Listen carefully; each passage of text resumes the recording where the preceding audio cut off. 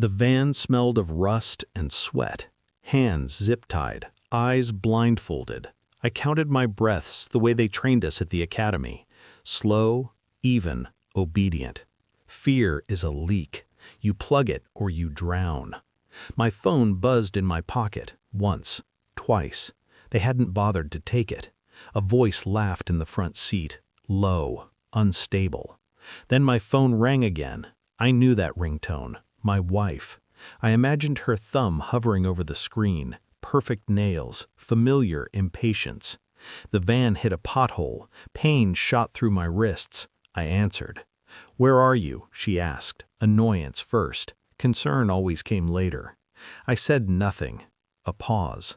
Then she sighed, as if I were wasting her time. That's when I understood something had already died. The blindfold came off. A man sat across from me, scar on his cheek, eyes too alive. I knew him. I had put him behind bars 8 years ago. Armed robbery, 2 counts. He'd cried in court, promised God he'd change. He smiled now. "Your wife says hello," he said softly.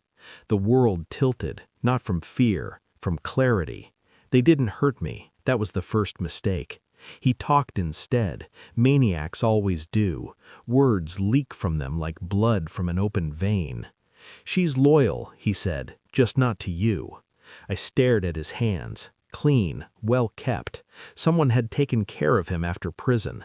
My wife always loved projects. He described dinners I wasn't at, trips I thought were conferences, a cabin by the lake I'd never seen.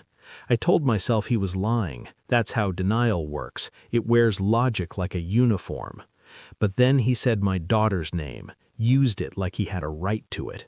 I felt something cold move inside my chest. Not pain, alignment.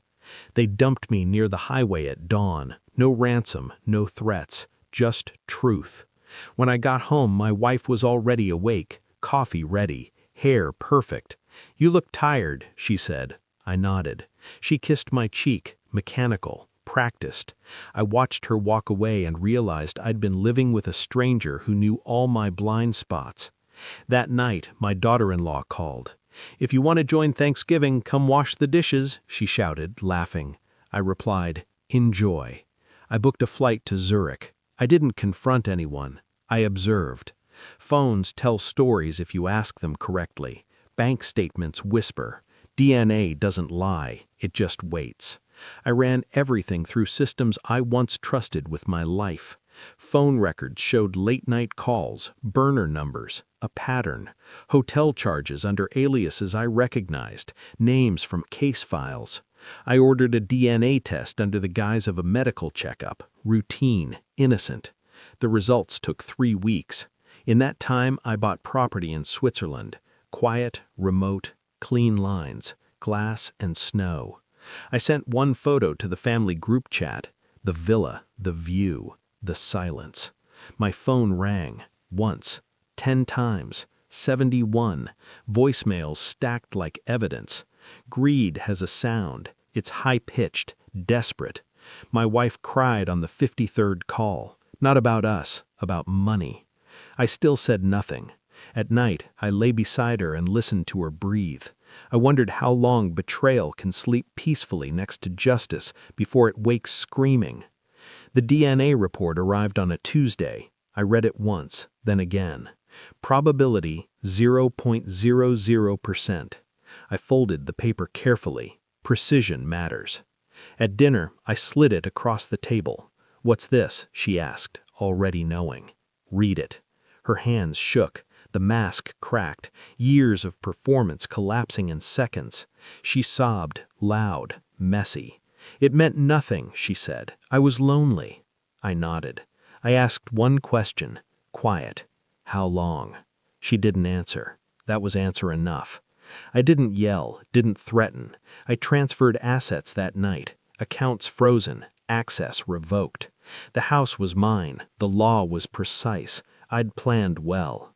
She begged, apologized, promised therapy, God, anything. I handed her divorce papers and a single envelope.